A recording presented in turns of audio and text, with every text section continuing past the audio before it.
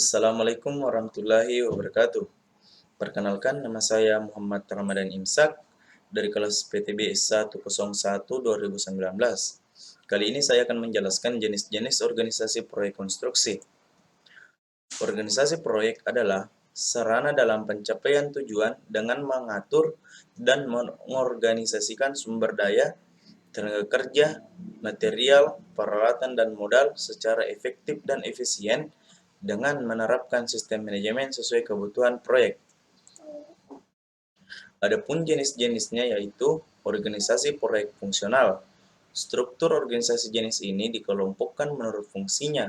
Memiliki struktur dengan konsep otoritas, tanggung jawab organisasi proyek biasanya dirangkap dengan tugas sehari-hari pada organisasi fungsional perusahaan, karena itulah untuk proyek yang besar dapat mengganggu kegiatan keseluruhan bila organisasi fungsional digunakan. Adapun kelebihan dari organisasi proyek fungsional yaitu adanya fleksibilitas yang tinggi dalam penggunaan karyawan atau staf.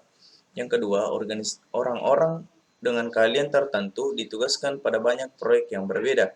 Yang ketiga, orang-orang dengan keahlian berbeda dikelompokkan dalam satu grup untuk berbagai pengetahuan dan pengalaman yang bermanfaat bagi pemecahan masalah teknis. Divisi fungsional yang bersangkutan bisa jadi basis bagi kelangsungan teknologi bila para personel keluar dari proyek. Divisi fungsional mempunyai jalur-jalur karir bagi mereka yang punya keahlian tertentu. Jika ada kelebihan, pasti ada kekurangan. Saya akan menjelaskan kekurangannya. Yang pertama yaitu klien tidak menjadi perhatian utama dari aktivitas yang dilakukan oleh orang yang terlibat dalam proyek. Yang kedua, divisi fungsional cenderung berorientasi pada aktivitas yang sesuai dengan fungsinya. Yang ketiga, tidak ada individu yang diberi tanggung jawab penuh untuk mengurus proyek. Yang ketiga, motivasi untuk orang yang ditugaskan ke proyek cenderung lemah. Yang keempat, proyek yang kompleks secara teknis tidak dapat dikerjakan dengan baik tanpa totalitas.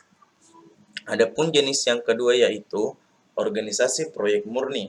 Organisasi proyek murni adalah struktur organisasi proyek. Jenis ini merupakan bagian tersendiri dari organisasi fungsional perusahaan, di mana manajer mempunyai otoritas penuh terhadap proyek. Adapun kelebihan dari jenis ini yaitu yang pertama, manajer proyek mempunyai wewenang penuh untuk mengelola proyek. Yang kedua, semua anggota tim proyek bertanggung jawab kepada manajer proyek. Yang ketiga, rantai komunikasi menjadi pendek, yaitu manajer proyek dengan eksekutif secara langsung. Yang keempat, proyek yang sejenis yang berturut-turut bisa dilakukan oleh tim yang sama. Yang kelima, pembuatan keputusan cepat karena kewenangan terpusat. Adapun kekurangannya dari proyek ini yaitu bisa terjadi duplikasi usaha dan fasilitas jika terjadi banyak proyek. Yang kedua, struktur ini sendiri menambah biaya yang cukup mahal untuk organisasi induk. Yang ketiga, tidak konsisten, prosedur sering terjadi. Yang keempat, proyek yang sudah selesai menimbulkan masalah bagi tim proyeknya. Adapun jenis yang terakhir yaitu organisasi proyek matriks, atau bisa dikatakan gabungan dari organisasi proyek murni dan fungsional. Adapun kelebihannya yaitu yang pertama, proyek mendapatkan perhatian secukupnya, lebih mudah untuk mendapatkan orang potensial dari sikap fungsinya. Yang ketiga, tidak ada masalah tantangan nasib bagi tim proyeknya jika suatu proyek sudah selesai. Yang keempat, tanggapan keinginan klien bisa cepat diberikan. Yang kelima, konsistensi terhadap kebijakan atau prosedur dari perusahaan induk terjaga. Distribusi sumber daya lebih seimbang.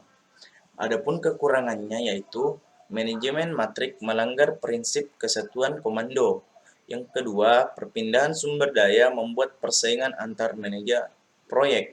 Yang ketiga, menghabiskan banyak waktu untuk koordinasi. Adanya wewenang ganda menyebabkan munculnya kebingungan. Yang terakhir, hanya bisa berjalan jika hubungan bersifat kolegial, bukan vertikal. Terima kasih, mungkin cukup sekian. Assalamualaikum warahmatullahi wabarakatuh.